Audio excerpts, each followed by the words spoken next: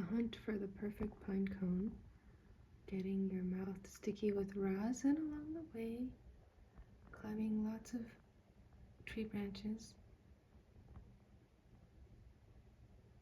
and splooting, because it's hard work out there. Oh yeah, hugging the branch while you sploot. Yeah, see the tail, we're seeing the back end of the sploot.